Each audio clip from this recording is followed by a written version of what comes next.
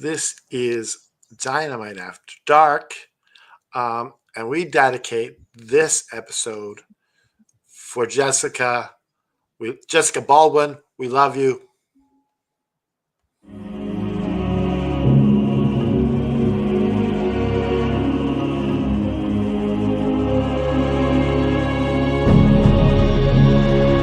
We're clear for takeoff. That's all systems go. We need that AFW logo up. Stat. You're watching the AFW Network. Well, good evening, ladies and gentlemen. It is January 8th, 2025. You are right here on the AFW Network. You guys know what this is. We are convening on a Wednesday night to discuss the finer points and perhaps the not so fine points of AEW Dynamite. This is Dynamite After Dark. You guys know me.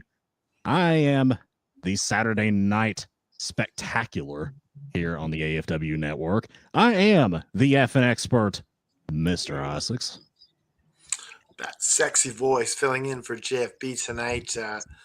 I'm, of course, the patron saint of professional wrestling. I'm that gingered up, bubbly son of a bitch. I'm kind of effing dry, damn it. And I'd like to give a good shout out to my good friend, the Pancake Man, the Pancake King, in fact, who makes some good effing pancakes. Have you tasted these things? I have, and they are fantastic. Yeah. Tim the Pancake Man is just like one of the absolute coolest characters that we have in our crew. Like, he's just so awesome. He makes us pancakes. He, cuts video promos in a toilet with a tie on. I mean, the guy's awesome. He is the best. Love it. He's our Orange Cassidy. Yes. Absolutely. If it was real life, he would be shut down by the food inspectors. but as a wrestler, this gimmick is over. Like, it's over, like over. Absolutely. All right. Well, the man right below me, you guys know who he is. I call him the Real American Hero, but he goes by about 100 different names. Go ahead. Got all kinds of names. You know me. I'm Commissioner Joe. I'm EVP Joe. I'm here to talk some wrestling tonight. How we doing tonight, gentlemen? Very well. I just picked your name to EVP Joe. No. Appreciate it, sir. Thank you. He made an editorial decision here on the fly in the introduction, which is good. He's one of my right hand mans here in AFW. Like, he is. The show must go on, and he's helping the show go on while JFB is tending to his beautiful wife.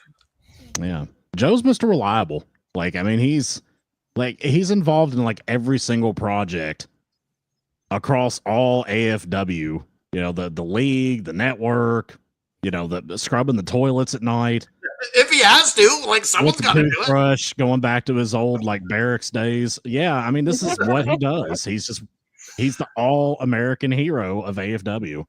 Even part of podcast me and Mr. Isaacs are trying to get up and running. It's just hard to get everything together. Wait, there's another podcast? The football one we're trying to get together, but it's hard. We're trying to get on the same page here. So when is the first? We don't know yet. I wanted to do one before the postseason started, but I just don't foresee it happening. So maybe next week sometime we can get it up. Yeah, now, you guys had some unforeseen things this week. Now, I don't need to be on the show, but if you need me to be the producer of the show and set it all up, you might need to be.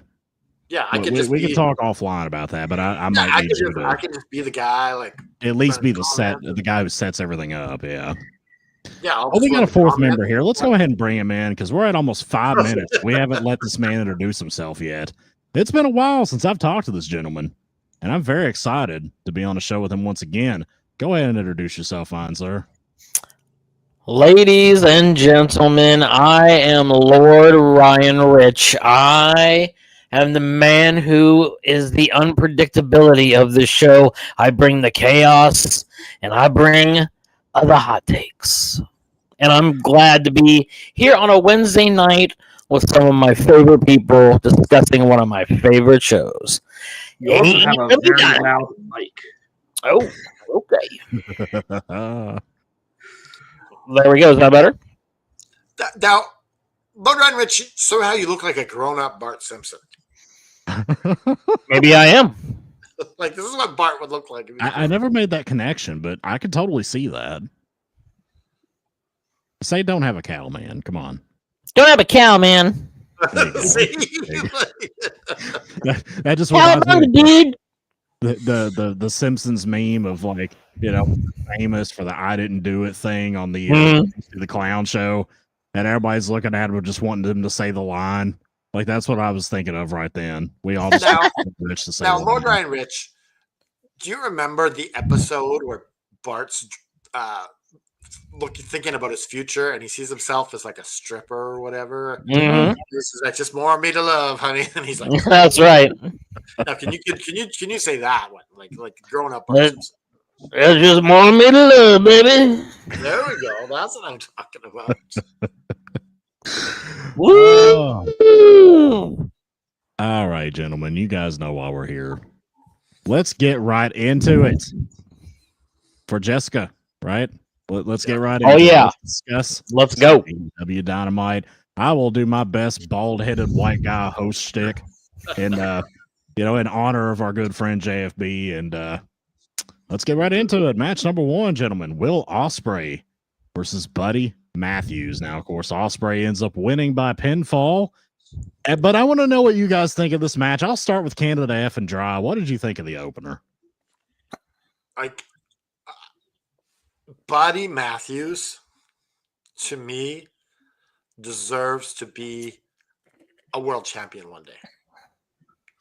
This guy has toiled in WWE, like in the Indies too, I guess, but in WWE as had to undiscovered gem, whatever, in WWE, and now like he's like the third guy in the House of Black, and like he's just such a good wrestler.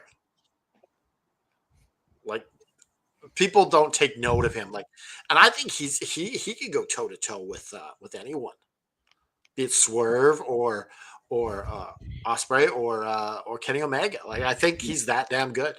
We've seen him go against Kenny Omega before. Yeah, and he's always on the underside. He needs to be, he's a top guy, and this match was proof of that. Like this match, I absolutely adored this match. I have said for years, you can go back to very, very early shows I've done on this channel. I said for years, Buddy Matthews is one of the top 10 guys in the world, undoubtedly. Even back when he was just an underling in WWE, I always thought that. I thought this guy could go toe-to-toe and put on an amazing match with anybody on the planet. And he's actually showing that now. Oh, yeah. So I'm glad to see that my opinion has been vindicated here about Mr. Matthews. I'm curious to see if the rumors are true that Malachi Black may not be around much longer. I'm curious if this is going to result in a singles push for Buddy, and I really hope that's the case because I thought this match was great. This was phenomenal. Love Buddy Matthews. Ospreay is amazing. These two gelled so well together. I mean, this was great. I don't really have much else to say about it other than that. Before you get to your next person, I just want to tell everyone that I love Buddy Matthews so much that I'm starting to call Rhea Ripley Mrs. Matthews from now on. Buddy Matthews is the star of that relationship. Okay, she'll beat you up, bro. Yeah, you better be careful. I like it. I know you would like. I know you would like, and I think that's why you're doing this. You are attempting to lure her to whoop your ass. Mrs. Matthews. You want to hurt me? Come get me. I will say Rhea Ripley's the bigger star. Buddy Matthews is the better wrestler, in my opinion. Yes, but to me, it's backwards. Like he just has more talent. Yeah, I would agree. EVP, what do you think? about the Yeah, I match. love this match. Like when I saw this match was announced a couple days ago, I was like, "This is probably going to be my match of the night on Dynamite After Dark." And it didn't disappoint. But Spoiler alert. yeah, but it I miss definitely Rich. it really does feel like you don't have Will Ospreay cut this post match promo if Buddy Matthews is staying in the House of Black. You just don't you don't have it. And I wouldn't be surprised if Malachi is gone. You know what? His wife is in WWE. Sir, go get paid. Go be with your wife. Ain't nothing wrong with that. You're allowed to. Moving back and forth is healthy. Doesn't need to be tribalistic like it's going to be made out to be. Yeah. I agree. Pulling Andrade.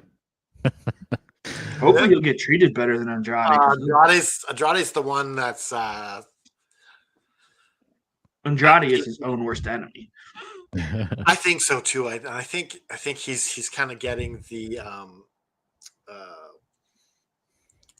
Alberto Del Rio sort of treatment right now. Like, Oh no. Let's not compare Well- him to He's way better than Del Rio. no, I mean like they're testing his attitude problems, Yeah.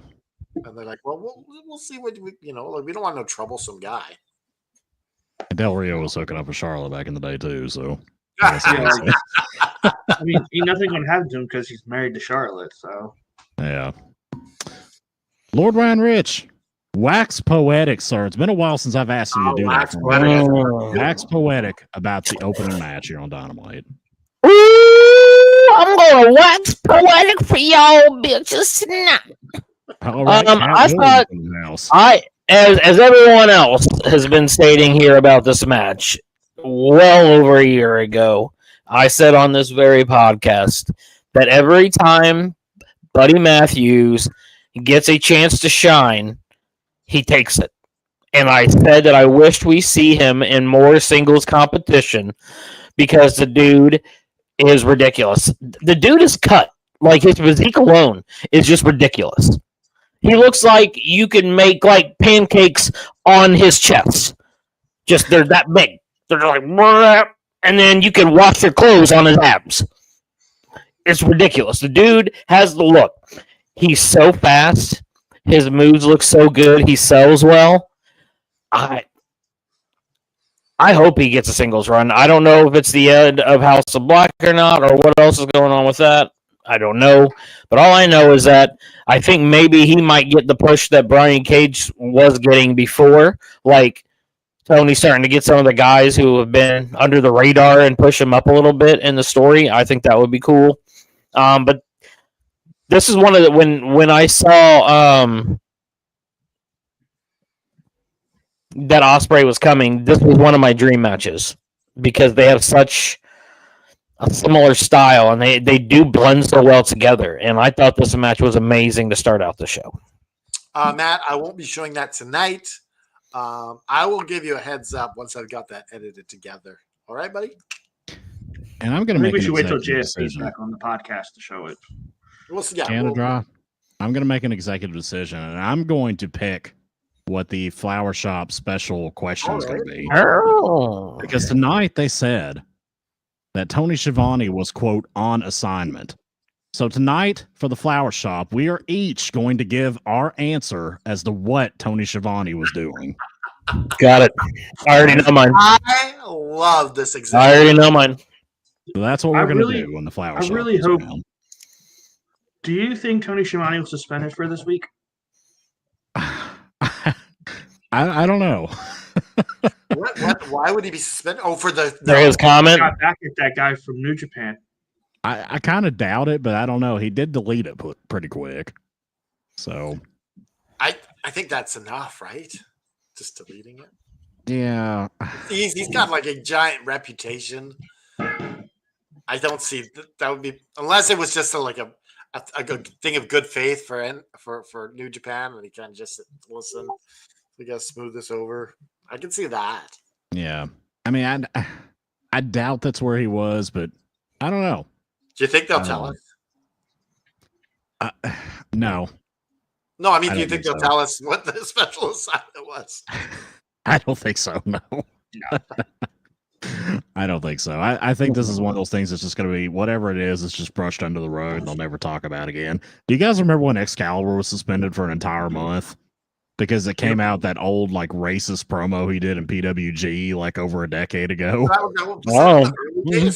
It was in the early days, and he disappeared for like a month, and they never explained or gave any explanation at all. He just disappeared, was gone for a few weeks, and then all of a sudden he was just back. I doubt they would make mention No of name it. serious. Nobody didn't know that. I don't know. I think it's best to say Snow Miser. Yeah. Oh, that makes more sense. Is there a snow miser? There's only a heat miser. Bro, let me tell you, Matt. The effing expert, had to go outside last night, and I had to knock inches and inches of ice off my truck so that I could get in this morning and go out. It was brutal. Absolutely brutal. No fun at all. So, Yep. What about you, Lord Did you got snow there too? We got some snow. We probably got like 5 or 6 inches, so it wasn't as bad. But we were kind of on the line on the northern side. So where I used to live, 30 miles north, they didn't really see anything.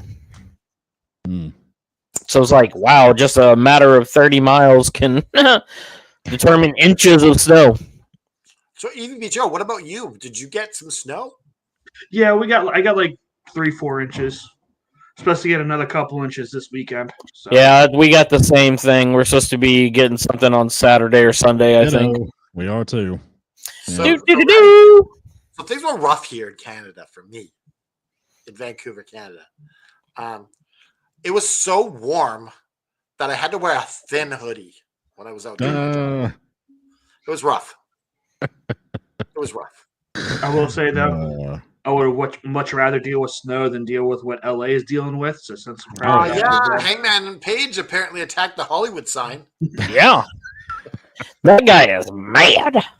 Yeah, he's like, this Hollywood sign reminds me of Swerve. That's terrible, man. I wanted to be in Hollywood and they won't let me. I'm burning their sign down. That sounds just like Swerve had told him that this was his other childhood home. He's like, you lived in the Hollywood side. He's like, oh, fuck that. You had a home? Man that lived underneath the sign. I was right under the H. Yeah. Who's Hollywood sign? Swerve's Hollywood sign. All right, gentlemen. Match number 2. Which leading up to match number 2, there was a private party celebration. There was a private party. A private party. This guy reminds me of a used car salesman right now. Ryan Rich has got one of the. Do you guys remember when Tony Atlas was doing the game show laughing gimmick in ECW? Yeah, that's what that just reminded me of. He was like, wasn't it the Abraham Washington show? I think is what it was. That's funny. But did he actually laugh like that, or was that a gimmick? It was a gimmick. He wasn't really laughing. I hope it was a gimmick. But they didn't. Who was it? And then somebody came out and grabbed his packer.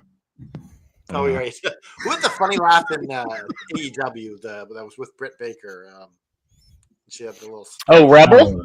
Yeah, Rebel had a funny Rebel, not Reba? Yeah. She's still at the company. She's just doing like hair and makeup now. Yeah. But that's what she got hired to do originally. And then, like, during the pandemic, they needed people, and she's like, well, I'll do whatever. And so, like, all right, you're going with Britt. And that's, I thought it was cool. Right? So she still had some wrestling. Because she'd wrestled in TNA for a few years prior to that. Yeah. Wasn't she Reba or something like that in TNA? Oh, she was Rebel. Yeah. Rebel. It was Rebel, yeah. But anyways, they get interrupted by the Hurt Syndicate. The website I have here has it listed as the Hurt Business. I'm going to send you a Stern email, Bleacher Report. Okay. I like that you're calling out the places we're reading from. Like I almost said the Hurt Business. Like, guys, this is not the Hurt. I'm sending a screenshot of this to WWE Legal. Okay, you're messed up now. You're done. The Bleacher Reports, are we doing the per match rating like we did the other week? Or is that just a Saturday night thing? I mean, I can tell you what the rating is, but I don't know if we want to do that for every match. I think it's a save up for the pay-per-views. Let's just save it. Yeah, let's save it. Anyways, they interrupt Private Party. You know, you guys know where this is going. They're like, oh, yeah, we're boys. We're cool, man. We're here to celebrate. Then we're going to beat your ass and take those belts. I wanted them to smash the shots on their head, not just dump them out. I wanted them to take their ladies. That would have been the real pimp move. Private Party just disappears in the background, then never to be seen or heard from again. And Bobby Lashley got a match. He's got a match against Mark Briscoe. Now, as soon as I saw poor Mark Briscoe come out, I was like, oh, God, he's getting his ass kicked. He's getting jobbed. This is just what the guy does, unfortunately, a lot of times now. And yeah, I mean, this was okay. Briscoe took a really, really hard bump off the apron onto the floor. It looked like he smacked the back of his head first. Yeah, that was pretty scary.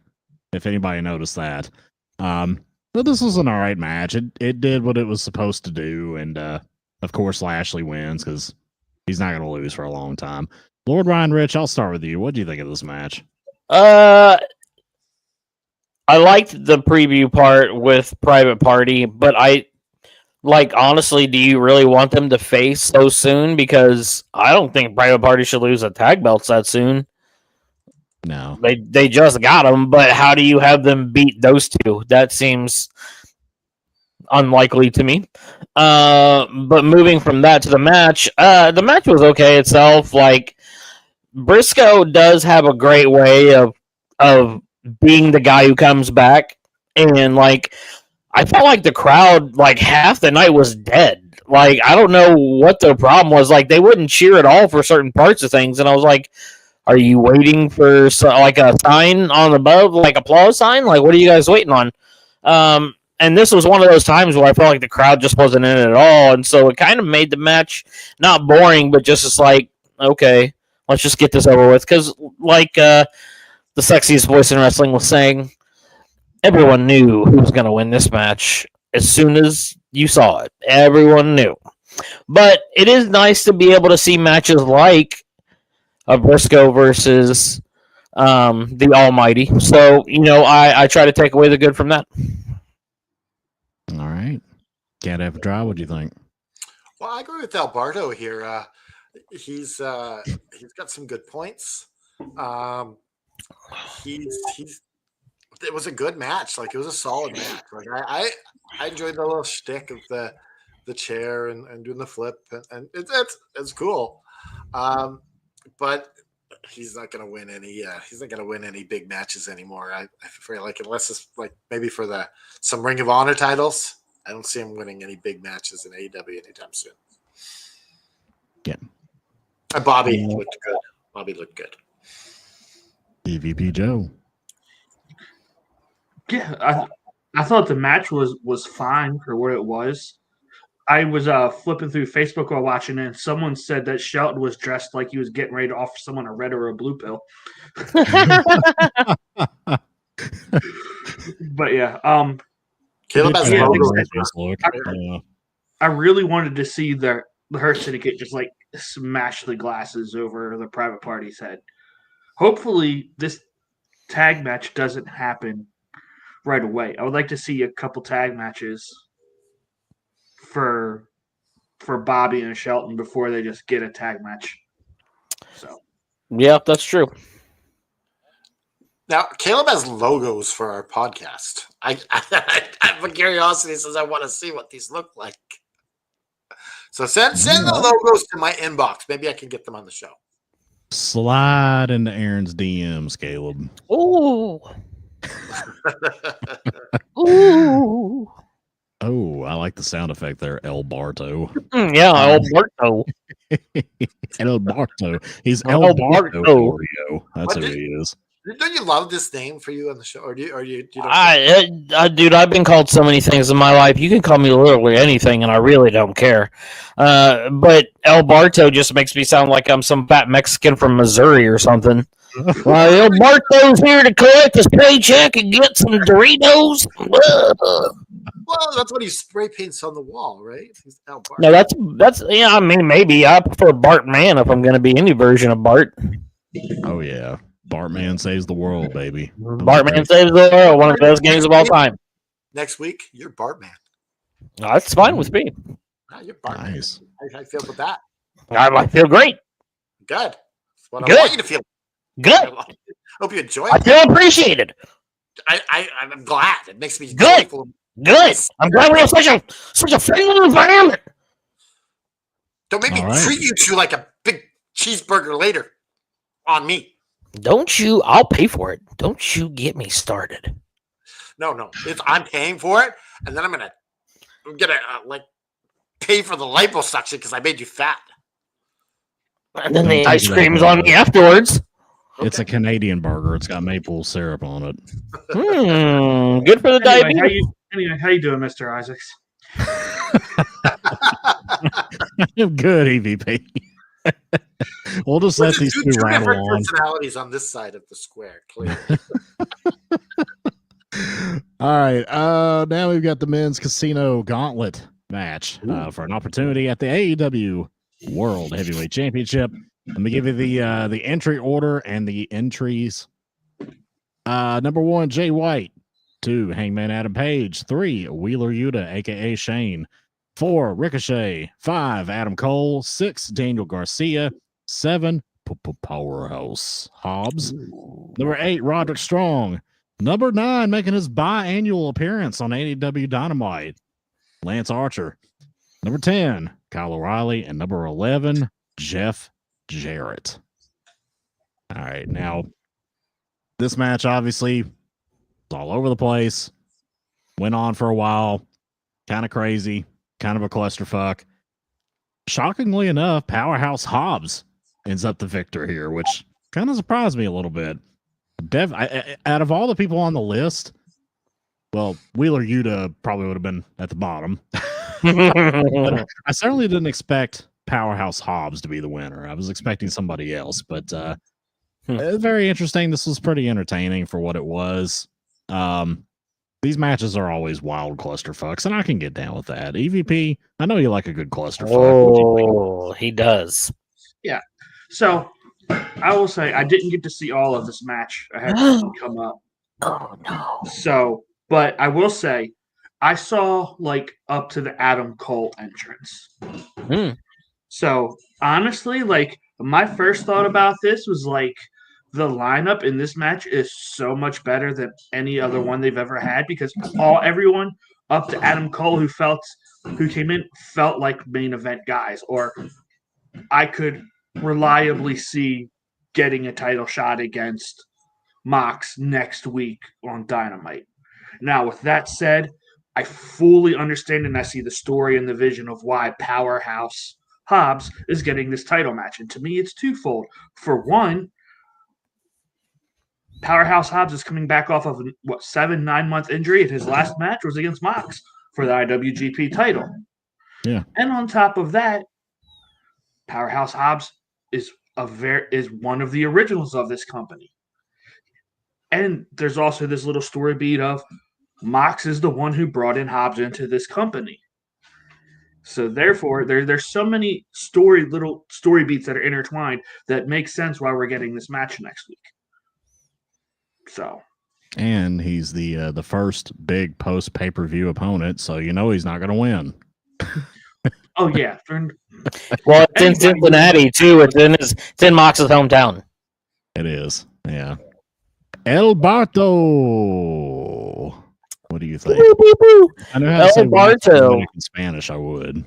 Yeah, that'd be cool. This was Canada Dry. Can you pull up Caleb's comment, the one about superstars in the match?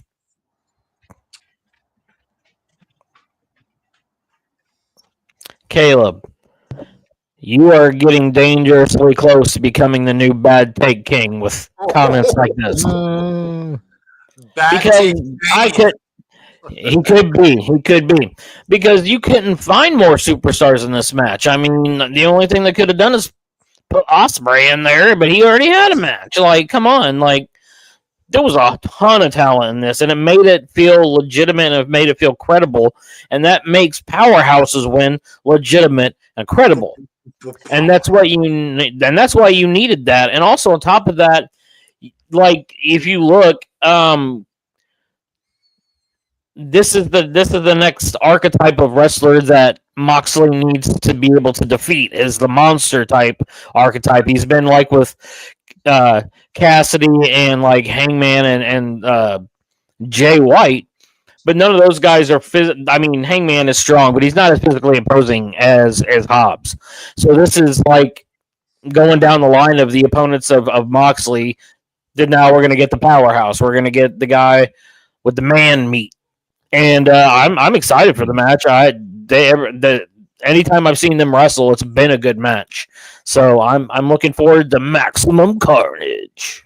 Okay, so we got a couple comments on you here, Alan. Hold on, real quick. I would say if you want to see more superstars, go watch Raw, but you won't see more superstars there. Yeah. So Caleb goes to you, Rich. He wants Doink Easy the man, Clown. it's my opinion. He just wants to see Doink the Clown in here, okay? And then this Ayaka's got a beef with you. I don't know why. You're the one to talk. You're the next Alex Haney. That's interesting. Do you have a rebuttal for this? Good. If you crybaby Cody fans can't see the truth when it's right in front of your face, I got no hope or no love for you. That's what I gotta say. You want to bring some beef? I got cows all day, mother trucker. I thought you were going to say I worked at Arby's. You got cows. I did work at Arby's, actually. I was a manager there. Oh, hell yeah. See, I knew that without even asking. I knew. Special sauce. Special sauce. No special sauce. I mean, when you have Red Ranch, it's all you really need, anyways. I mean, The horsey sauce. Oh, I know it. My favorite thing from there is the orange creamsicle milkshakes. They're Jamocha shake. Wait, what are we talking about here? What's the rest Arby's? Arby's. Arby's. Yeah, our favorite thing at Arby's. Do they have a creamsicle? Orange creamsicle shake, yeah. Is this new? No, It's seasonal. it's seasonal. So Okay, that's why I have never. Jamocha shake year round though, baby. Okay, so I don't like I'll have coffee, next time I'm so- in the neighborhood. I know, I never liked coffee either, but Jamocha shake was kind of my entry into it because I'd get like extra chocolate Ooh, sprinkled yeah. in there. Make it mighty fine. Get back on track here. Who has it gone? Me and. Well, I just asked El Barto. He was the first one to give his opinion. No, Well, after second. myself, obviously. EVP, what about you? What are we talking about? We're talking about the casino. Oh, I already No, gave my not- thoughts on that. All right, I was first to go. Oh, you were the first. Can't F and dry. Go ahead. Yeah, like this was good. I was thinking when this match was going on, I'm like, what's cool about a match like this is you're getting multiple people TV exposure. Yeah. Everyone's kind of getting to do something, which I Mhm. really appreciate. You get that many bodies on a show like when you do a match like this. So it's cool for the superstars. The other thing is like Powerhouse Hobbs wins this thing. How cool is that? He's establishing himself as one of the top guys in AEW now. I Yep. like it. Like he's won the TNT title before, hasn't he? Yep. Yeah. Yeah, so like he can easily win another TNT title. He can win a Continental title. He can win a international title. So like he can win the Ring of Honor World title. Yeah. But I I can see don't that. see him. I can't see him winning the world title anytime soon, unfortunately. I don't think so either. Probably not, but maybe No. like a year from now, like if Mox is still champion, they bookend and maybe he goes back and beats him. Like that'd be a good story to tell. Way too many people ahead of him, I would think. I would think so too. But this match really puts respect on his name. Yeah. That he wants to be in this match. Like, the other thing is Jeff Jarrett getting attacked by Wheeler Yuta. That was pretty cool. You had said in chat, Shane, you leave. I said, fuck you, Shane. Quit beating down Jeff Jarrett. That was fun. He looks like Wheeler Yuta, man. If he grew that beard out like fully, And the shaggy hair. Yeah, like he's Wheeler Yuta, my man. Absolutely. This is the first part of the story for Jeff Jarrett, chasing the world title, which I like to see unfold. Yeah. Well, we're getting into that in the next segment because the next segment after this, Jeff Jarrett, a little bit dejected, comes to the ring, teases I just don't know if I still got it, guys. That old gag that he did basically last week. It was a Tennessee crowd, so he had to do it again for his hometown folk. MJF comes out. And MJF obviously does this shtick of I'm giving you tons of backhanded compliments and said that you're great. You used to be great, but you suck now, and blah blah blah. You got a 1-year contract and all this and that. This little back and forth between Jarrett and MJF. It was okay. I didn't love it. I didn't hate it. What'd you guys think of it? I'll start with Can't F and Dry this time. I enjoyed it. I like this MJF on the mic. He's silky smooth. It doesn't matter what he's talking about. I care what he's talking about. Like I thought, like him, like I'm gonna make Jeff Jarrett do all the work, and then I'll cash in at the end. That's brilliant. Like if I was Jeff Jarrett, I'd take that deal. At least you get to be world champion. If MJF helps you, I would do that deal all day long. But I enjoyed it. I enjoyed MJF. I enjoyed the segment. It's fun. EVP. Yeah, I think it would have been interesting to see these two work together. I was kind of hoping Jeff would say yes. Yeah, me too. It's a different character. It's something different. I don't know. Like, I guess for me, I just like Double J more as a heel than a babyface. Yeah. He's always been a great heel. Always, like, I miss Double J walking around with a guitar, calling people slap nuts and batting El Kabong. I'm like, I miss it. Hitting Beetlejuice from the Howard Stern show. Yeah. To go with this angle actually is MJF not giving up, and he's still hounding him to come on, let's do this. Come on, shake my hand, shake my hand. I kind of wonder if this is going to lead to like Jarrett losing another time or two, and MJF doing that, kind of coming out and I tried to tell you, Jeff. Take my deal. Yeah, I would love that little story. Yeah, I hope so. That would be cool. That might be where this is going. El Bato. And it's smart because it keeps MJF away from the title scene right now. It gives him a little something else to do. Reprieve. Yes. I would love it if he won the title and then just MJF cashing in the very next episode. No, it would need to be that night, just like 5 minutes after. Just if somehow you can get the contract off Christian, and well, we're going to circle back to that because I have a question for you guys after we get El Barto's thoughts.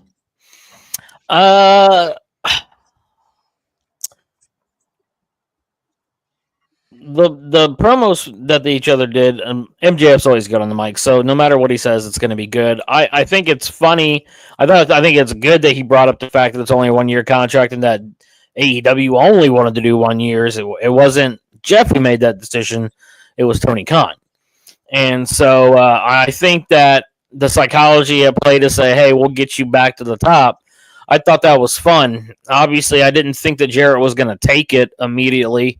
But I would like to see if he did, because MJF has proved that he can work a two-man story with someone so well. He did it great with Jericho, and he did it great with Adam Cole. So, like, if you do this, it would be a cool way to send Jarrett off, because then eventually you got to have MJF being the one that retires him or something. Like that to me is where that if this happens, that's logically where it's got to go, whether it's at the end of this 2025 or whatever else. But that's how I would see it would go. But honestly, I've never liked Jeff Jarrett, so I really don't care. He can go away whenever. Fair enough, El Barto. Now, here's the question I want to pose to each of you. Simple yes or no, and we can move on. Will Jeff Jarrett actually touch the AEW Heavyweight Championship? EVP? No. Barto? 9. Dry?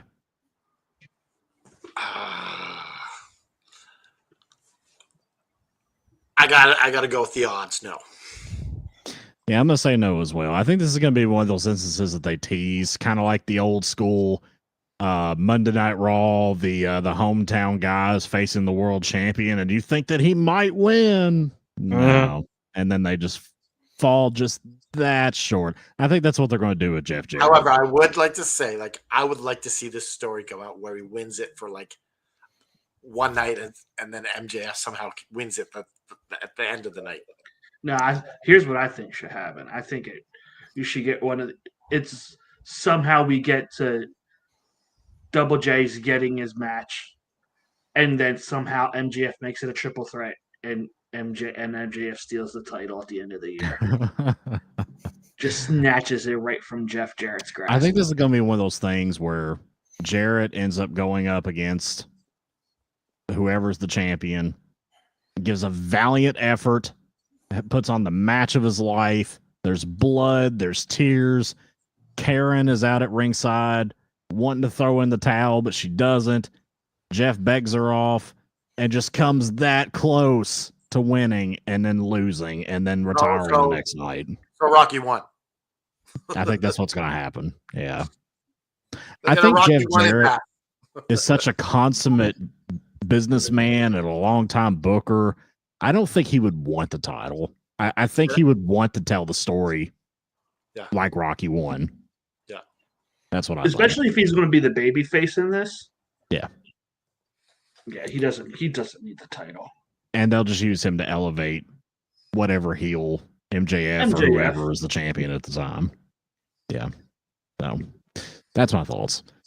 The next thing we have here, we have, and I kind of missed a little bit of the beginning of this, but apparently Cope, the newly named Cope, comes out and cuts a promo.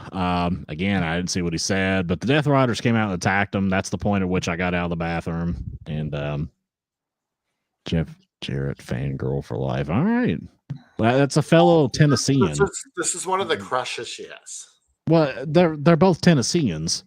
So True. That makes sense. Makes total sense. Are you guys ready for the Dawsey Chatham comment of the night? See, when Dawsey Chatham comments, it's got some good ones. Well, let's see. Put it up there. I'll read it. Even though I don't think he was on tonight, I stopped by to say smack the like button like you'd smack that stupid mustache off of Max Caster's face. Yes. Yes. You got me with that one. That Truer words have never been spoken. Dawsey Chatham has some killer ass comments. He comes in with this awesome, I love it. Yes. Fuck Max Caster. Yeah. You guys know I'm not a fan of Mr. Caster. I don't think any of us are. Neither am I. If you could find a Max, I think he has a nice mustache, and I'll say that. Oh, I don't even think he has a nice mustache because he doesn't. I mean, have that's the beard it. He doesn't. I understand, but as far as mustaches go, it's nice. Yeah. It's all right, I guess. It's sad that it's attached to a stupid face. But the mustache itself is nice. Nice mustache, stupid. Way to go, facial hair. All right. Death Riders come out. They lay out Cope. They tried to pull a swerve on him. and attacked them as they were coming to the ring. FTR snuck up behind them and attacked them. This was a pretty good segment. Death Riders end up overwhelming them. They beat the shit out of Cope. They pulled out the plastic bag like they were going to do the Daniel Bryan or the Bryan Danielson suffocation thing again.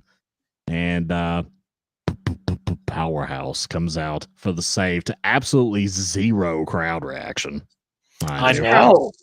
This crowd sucked. Like his music hit, the fans literally didn't make a sound. Like I was know. like, okay. Didn't get much heat behind that angle, apparently. But I like this. Powerhouse Hobbs comes out to make the save, kind of sets the tone for next week. And we know now that Cope and FTR is going to be the backup for Powerhouse to kind of keep things even. So it'll be interesting. FTR. Interesting to see what happens, what kind of schmozzy stuff happens next week in the Nasty Natty, just slightly north of me. I wish there was a week in between, so there was like an 8-man tag match next week. But I understand why, with it being Maximum Carnage and being in Cincy, I get why they're doing it. But like, it would just be fun to see, like one of the matches that my teddy bear loves so much, the Controlled Chaos matches. It would have been fun to see all of those guys mix it up together. Yeah. Indeed. Can't F and Dry, what do you think of this segment of the Death Riders laying out Cope? I just remembered something that we didn't cover. The line of the night. I think it's by Riccaboni. Mm-hmm. He goes, Wheeler Yuta, he'll ruin a wet dream. It's like that. Yeah. That was the line of the night. And he's like, and I've had several wet dreams where Yuta made an appearance. Did he say that? I didn't hear that. Oh, I thought you got something. Like, what? How did I miss that? That would have been hilarious, though, if he did. That would have been awesome. But yeah, this segment is pretty cool. I like the part where Cope is saying, I was in matches where I had my neck broke and I won the match. I broke my leg in a steel barbed wire match and I won the match. I won the gold medal with a broken freaking neck. So that's like he makes a good point. What are you going to bring to me that I haven't already faced? Yeah. And like he's faced. Apparently, that answer is a plastic bag. We got it. Hey, let's bring the bag. He wants the bag. But I think it's a fantastic segment, and it's a good way, and even to elevate Hobbs a bit here. All right, EVP, what are your thoughts? I feel like Cope did his best to get this crowd riled up, and they just wasn't having it. Like he was Mr. Intensity, and these fans are just like staring up at the sky. I felt like, but yeah, like basically he was, for what you missed. He gave this big promo because he's trying to counteract the fact that Mox said that no one wants to be world champion in the back. So yeah, it was a promo.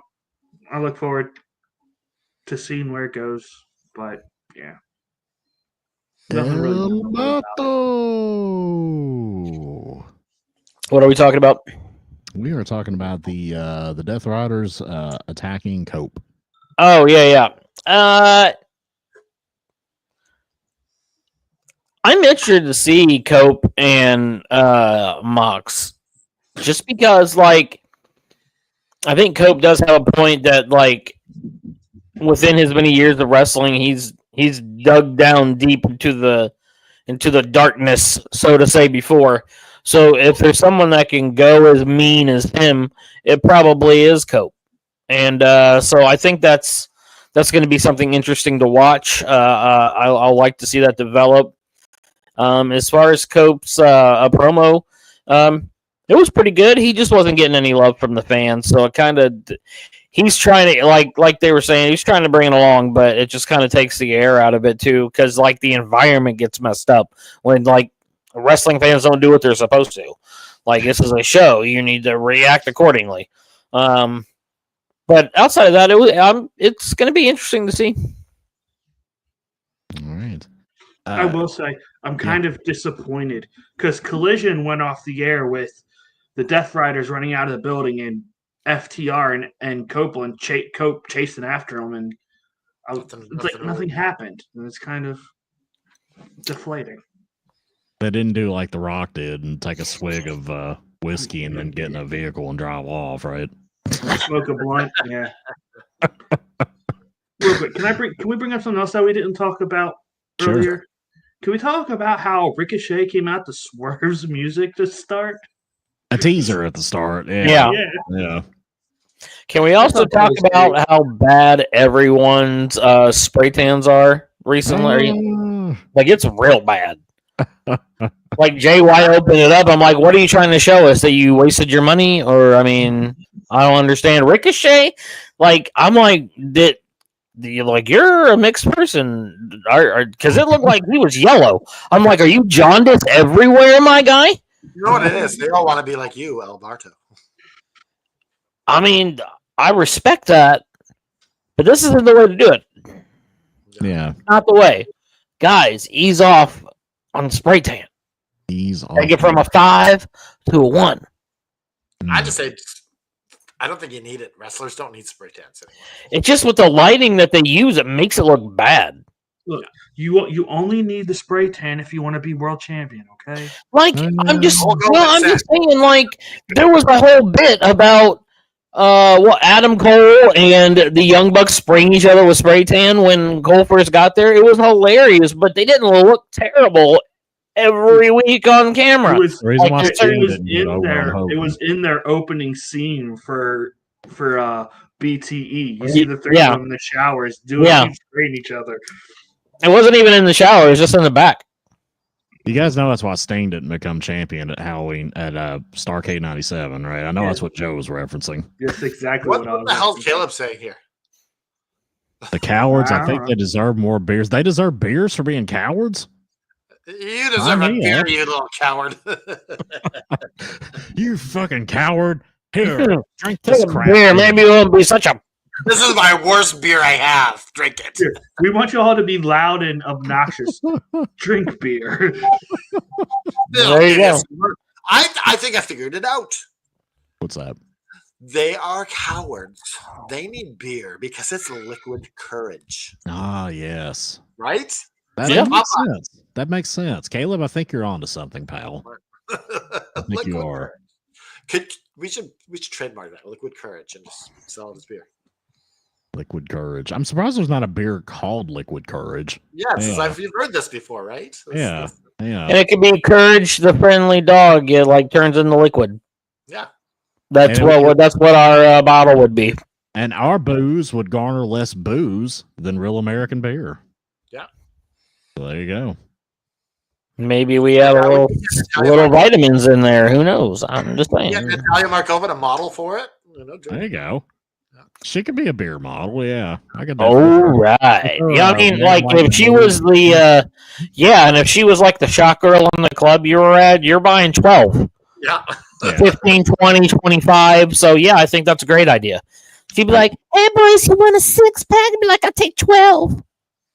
We need to discuss this with the AFW board. His voice so that he does. Yeah. So AFW board of directors. We need to discuss the possibility of creating this new beverage. Let's get on it. R&D. Sold in Canada and the United States.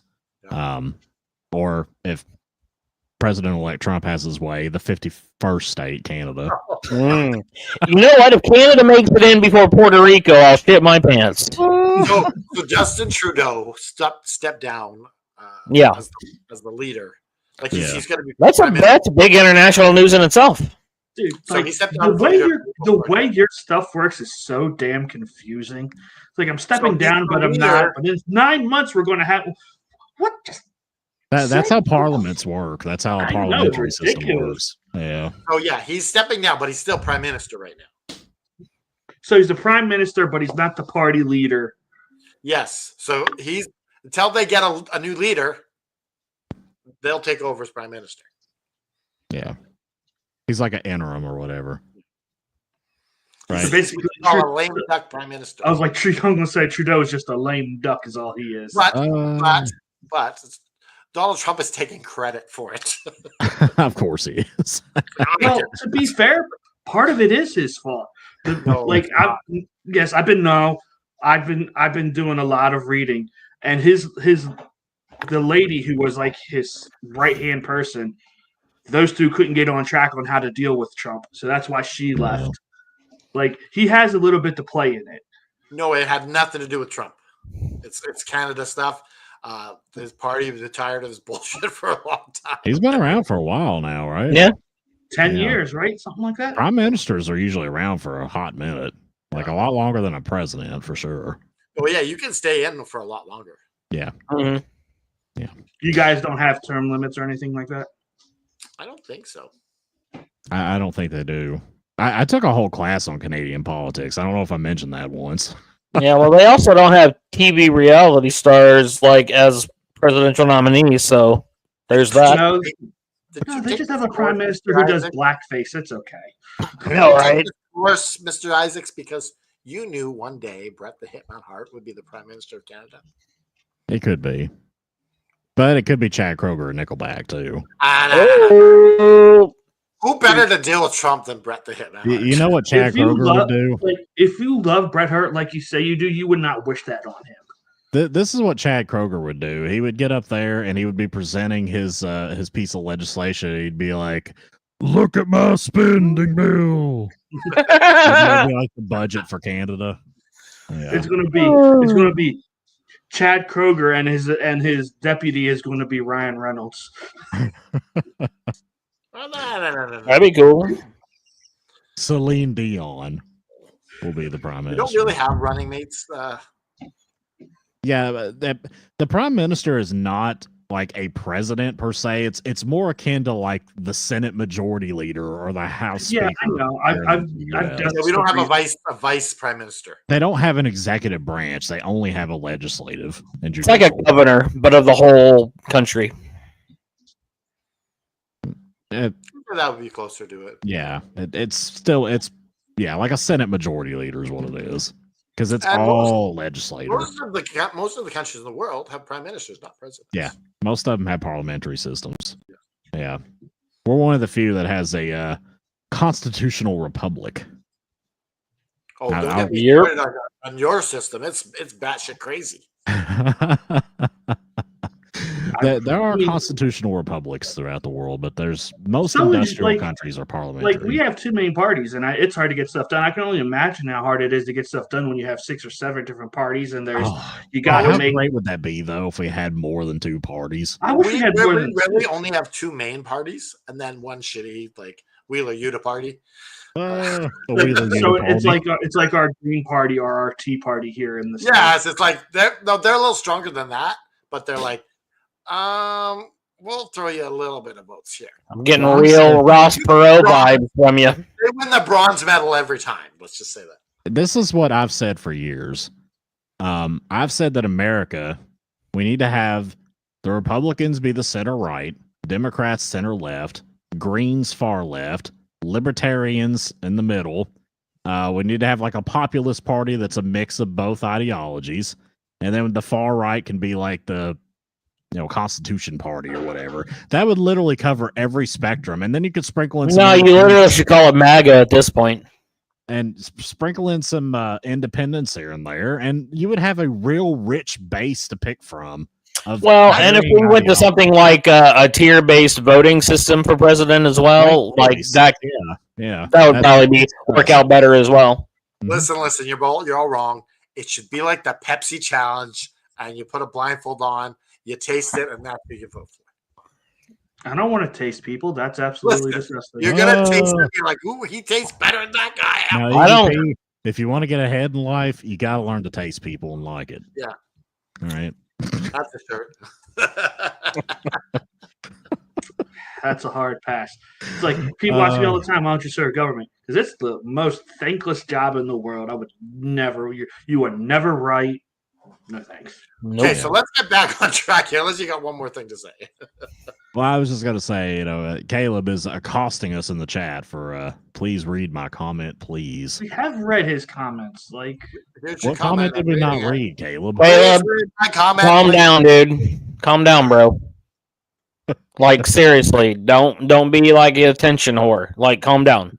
All right. Legit. Let's go ahead and move on to the next segment here. We have a match for the number one spot in the women's casino gauntlet match. It is Willow Nightingale versus Chris Statlander versus Tony Storm. Hell of a three-way match here. I love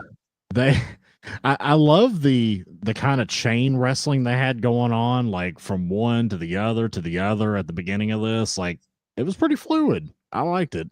I thought this was a good match. I certainly didn't expect Statlander to win, but I'm good with it. Big pop for Willow. It seemed like she was the most popular one in the match. And I don't know what the hell they're doing with Tony Storm, but I guess we'll see. But this is a really good match. I enjoyed it. Statlander goes over. She's going to be in the women's casino gauntlet. El Bardo, I'll start with you. What do you think of this match? I thought the match was awesome. Once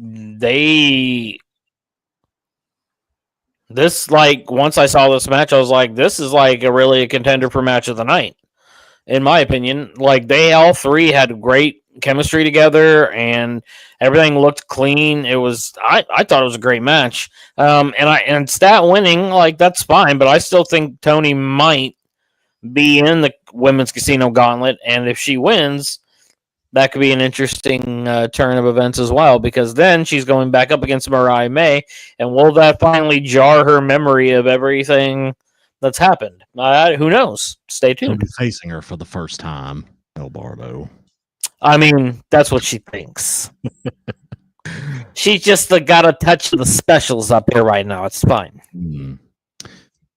EVP, what say you, pal?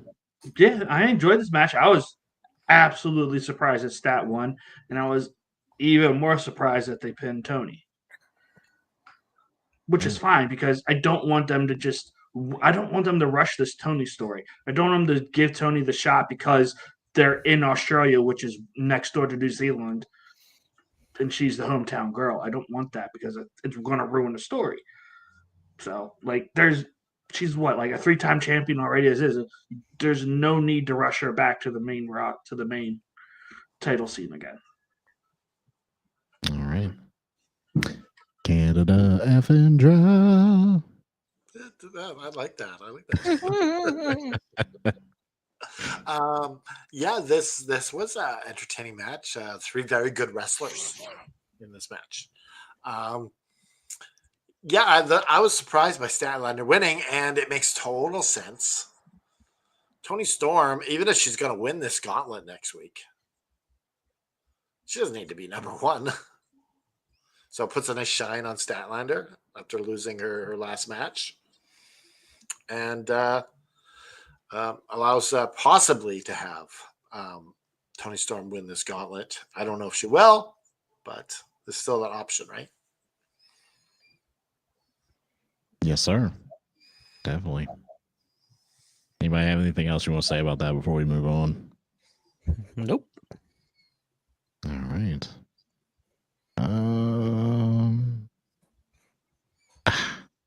Bleacher Report. Bleacher Report. You can kiss my ass. What right? Yeah. What do they do now? The results are literally cut off right there. All that's left is the This is Kenny when Omega. Kenny Omega comes out, right? Yeah. They cut off the Kenny Omega thing at the very end, which I don't really need the results for that, but we can go ahead and move on to the main segment, Kenny Omega. Now, I'm going to start by saying I hate this new music.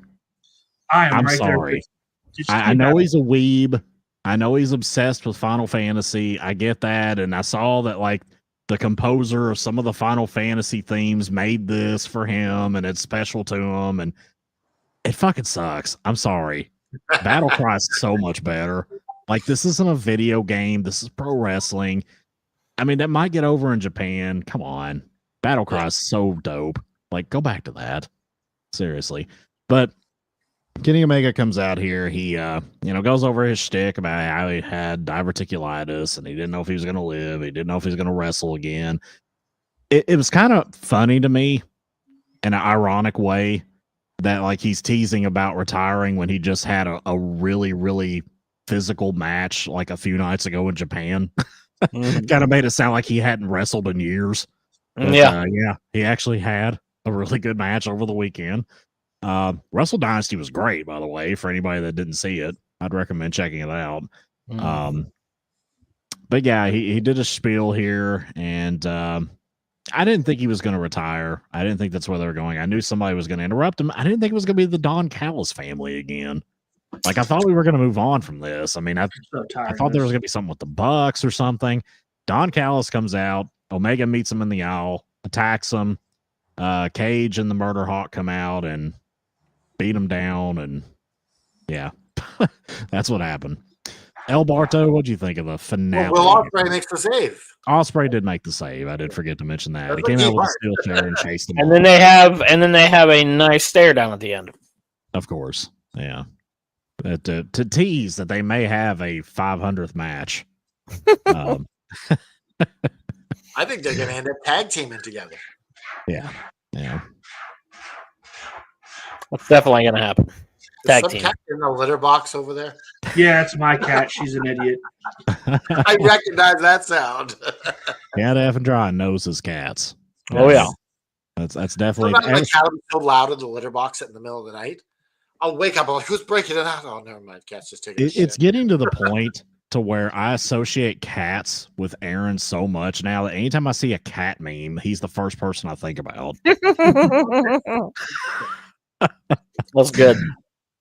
El Barto, what'd you think of the main event segment? Once again, dude, the crowd was nowhere to be found during this entire thing. Like, Kenny's like, and it made it feel like one of the most.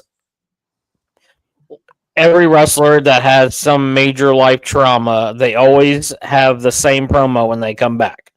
It's about how they've overcome the forces of pain and injury and everything else, and it almost took their life, but now, it's a trope in wrestling. And so their lack of participation made it feel like Kenny was faking it almost. Like it didn't seem sincere because they didn't take it sincere. At least that's how it came across on TV to me. But they once again did a disservice to the main event segment of a show that is being streamed live on Max and on TBS. So great job, Clarksville. You guys suck. But outside of that, the message, like I said, it's a pretty typical promo. I was shocked with Don Callis doing all that because I don't want to see them interact really. That's old news, kind of. I'd rather see Kenny do other things. But I guess they figure this is the way to ease them back in. I don't know. But Ospreay coming out to make the save was they kind of waited a while too. But he did get out there eventually, and then of course they have a complicated history. So they're just staring down, and like you could see Ospreay, like Libby's like, yeah, I just saved your ass. Like, yeah, what do you think about that guy? Like, oh, I got a bigger penis. No, my penis is bigger. Like, that kind of thing. And my penis is bigger, bruv. Or you could do Broadway Bro down from South Park. Come at me, bro. What's your problem, bro? Don't you respect me, bro? I do respect you, bro. Come on, bro. You want to get some wings, bro? But honestly, those are matches of just print money. So if you're gonna, I agree with Canada Dry. I think that's gonna lead to a tag match with against Don Callis family in the near future, in the very near future, and that could be fun. But I don't know. The crowd took me out of it. Yeah, crowd sucked. They sucked. And tell me why you hated the Kenny Omega. I hated everything about this. I hated the Kenny. Teddy Bear, before you go, I, on behalf of all the anime fans out there, like Kenny Omega's new music. I do like Battle Cry.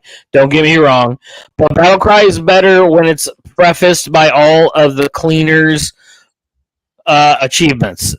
That's my personal opinion. So I like this new music, and if it's personal to him, good for him. He almost died. He can do what he wants. Save that shit for Crunchyroll. All right. Okay. Who hopefully will be our next sponsor. I hated absolutely every last bit of this main event segment. Ooh, I hated that you bring back Kenny Omega and you immediately put him back in with the Don fucking Callis family. I am so over that. And it doesn't help. I hate the fact that he teased his whole retirement thing because right after his match at fucking Wrestle Dynasty, AEW puts up this badass promo of Kenny Omega sitting in the back, his face covered in blood. He says, I'm back and I'm coming back to reclaim what is mine. So what the fuck happened in his demeanor from Sunday night to Wednesday night? And then on top of that, you bring out fucking Will Ospreay again.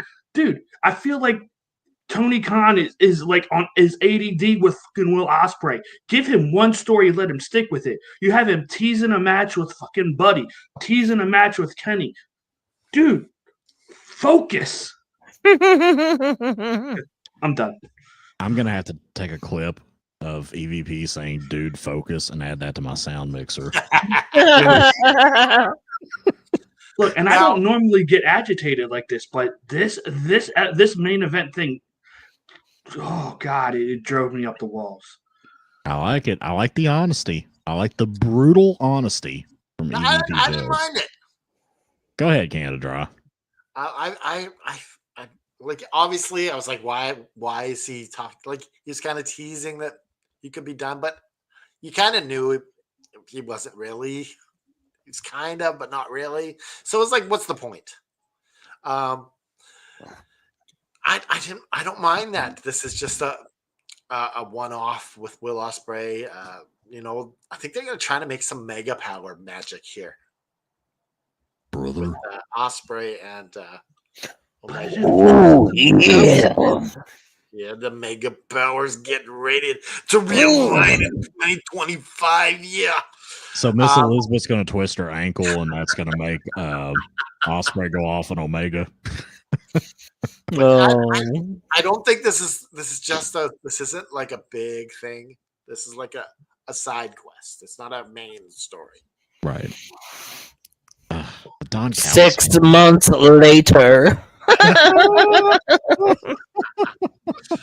Now, when it's over, you can say that again. Okay. Okay. Okay. Watch in 6 months, it will still be the Don Callis family. I'm telling you, dude, he's consistent with long storytelling. I will tell you that. I don't think it's going to be. I wish it was, but I just have a feeling it's going to drag out to at least Revolution. I swear. Right. If I go to fucking Texas in July and it's still Kenny Omega and the Don Callis family, I'm going to sneak backstage and kick Tony in the face myself. Tony's really going to. We're not getting the Golden Jets. Yeah, that's done and over with. I know. I'm sad about that, though. No more Golden Jets. No more Golden Jets or Golden Lovers. I don't guess Kota Ibushi's ever coming back.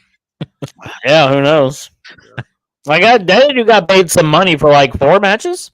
You remember they made such a big deal about signing him and like, yeah, because Kota Ibushi used to be a big and then he deal. couldn't stay healthy. Yeah, and then it just like he went to DDT and like broke his leg or some shit, and then that we just never saw him again. Yeah, so his career could be over. Well, he's back wrestling, but he's just wrestling. Cody. Kenny has been talking about him coming back. Oh. So I imagine at some point we're getting the Golden Lovers. Kota Ibushi had a hell of a run in New Japan, and then like he just completely just fell off. New Japan rode him into the ground and kicked him to the curb. Basically, yeah. And he became a DDT guy, where they do all kinds of crazy shit. So that brings us to the end of the night, gentlemen. So here's what we're gonna do.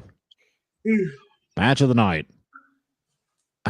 Should we even bother with segment of the night? There was like 2 segments. And this is brought to you by the adorable Adrian Adonis. Ow! Do you want me to do the spiel? Yeah, do the spiel. We run the Pro Wrestling Tees store of the adorable Adrian Adonis. Come get your t-shirt of Adrian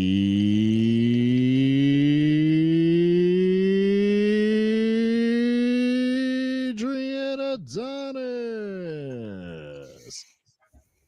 wrestlingtees.com/Adrian Adonis. And we like to call our little thing at the end of the night. We give our flowers to our favorite wrestlers and our favorite matches. That's what we call the flower shop. Yes. So match of the night, I guess segment of the night, and what you think Tony Schiavone was doing tonight. Oh God! Right. Who wants to go first, gentlemen? I'll go. All right. Go ahead, El Barto. El Barto says that the match of the night was the opener because, come on, of course it is. Like, you'd have to be blind for this not to be the match of the night. And if you pick the women's match, I'll give you props because it was a good match too. But this is like pay-per-view level stuff for free. So that's my match of the night. Segment of the night is the Hurt Syndicate pooping all over Private's party. That was fun for me. No, there was no more partying. No más fiesta. Sad face. And Tony Schiavone was out on assignment interviewing massage parlors to see if they give a little something extra at the end. Okay. Did he talk to Robert Kraft? He may have got some leads. And what was your bell rating, sir? Oh, my bell rating. This, I'll say though, this when the end credits were rolling, I was like, "That's over already!" Like it went by fast. And I don't know with the crowd being the way that it is. That's kind of amazing. I don't know. I don't think the show was. It felt like it was okay. I'd say a 3.8. Yeah. All right. EVP Joe, what say you? Okay. So my match of the night was, of course, Ospreay and Buddy Matthews. Well, can't never keep his name straight because it was so sad. Buddy Murphy. Oh, I mean Matthews. Yeah. My segment of the night is Mr. Copeland. Even though the crowd sucked, like he still gets me pumped. Tony Schiavone. What I think he was doing was he was out scouting for potential extra players on the softball league that he's going to be doing commentary for on his weekend off. And I'm giving this episode a 3.5. Ooh. Candidate. I can't justify going higher when I ripped the whole main event segment. So. All right. So I'm going to give my match of the night. I guess it's consensus. Buddy Matthews, Ospreay. How could you give it to any other match? My segment of the night is Jeff Jarrett and MJF. Oh. Yeah, it's a good segment. My rating for the show was 4.12. And the fact is this. Tony Schiavone wasn't on assignment. He had prior engagements on his work schedule at Starbucks. So he had to go. Is he covering for the people who are on strike? I don't know. He just had to go in. His name was on the board. He's like, guys. Well, maybe he's on the picket line. Could be. All right. And what was that bell rating? 4.12? Yes. Okay. So for me, match of the night. It is a clean sweep, gentlemen. It is the opening match. Bring out the browns. Buddy Matthews versus Will Ospreay. I mean, that you're just not going to top that shit. You put that on the show. By definition, the show is all downhill from the opener. Yes. Yeah. Yeah. Segment of the night. What the hell? What? Will versus Buddy, and segment is Cope. Tony. Yeah, get to that part. Caleb, buddy, what have you been watching lately? Yes, what the? I think he's thinking golden showers is like money's coming out. I have to know, does Tony Khan fear for his life in the golden shower? I think he would. I gotta know. Caleb's there. And who's issuing the golden shower, I guess? I mean, is that what you think Schiavone's doing? Is that his assignment? Possibly. Giving He a thinks golden he's shower to He TK. was going to the drink of the waters of Lake Minnetonka to purify his blood before he went to go pee on Mr. Tony Khan. Ah, okay. No, it's Shivani, not Tony Khan. It's not that Tony. Oh no, Shivani's the one doing the peeing. The opener segment of the night. You know what? I'm gonna say when Powerhouse Hobbs won the match and he was in the ring with Renee, and like he cut a cool promo basically saying he was gonna beat the shit out of Moxley. I thought that was cool. I like that. Yeah. I like seeing that kind of energy, that kind of badass alpha male kind of energy. So I like that. I'm gonna go with that. Bell rating for the night, I'm gonna say 3.25. I think it was solid. I think the opener was by far the best thing. Hey, Yeah. no Everything music else after this that week was on the show. all right. No music on the show this week. Yeah. Good, because that look, I like the Pointer Sisters and I like that song. It is not fit for a wrestling show. I think it was a one-off. That's what I think. Yeah. Fightful said it was going on, but maybe they pulled the plug on it after they saw people's reaction. I don't Good. know. I hope so. That's not fitting for a what's wrestling in your show. fans? Yeah. And Tony Schiavone was on his way to meet with New Japan about a possible match. Tony Schiavone versus Chris Charlton.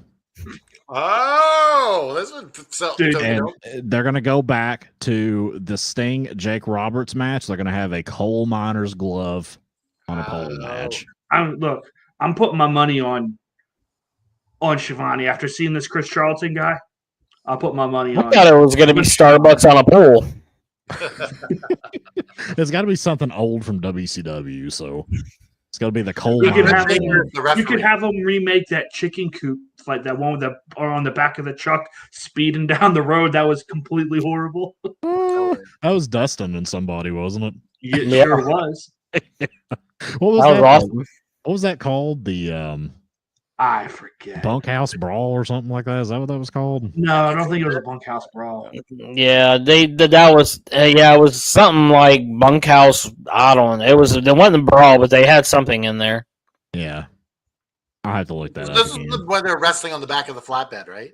Yeah, Hold on, I'll look it up real quick. Let's see if I can find it. Ideas that didn't like they must have been high.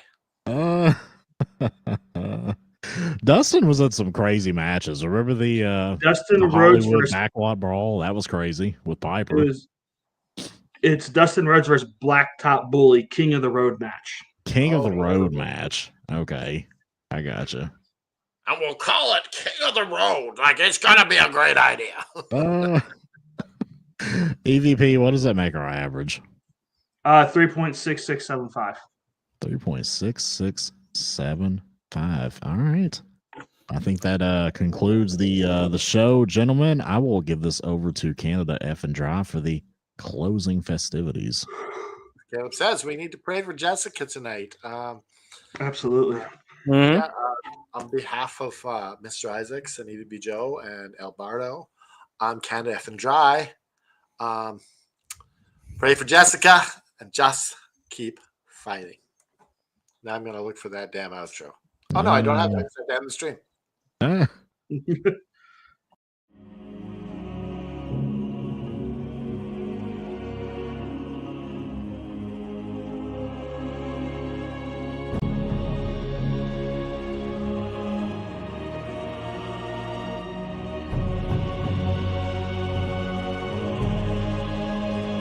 Thanks for tuning in.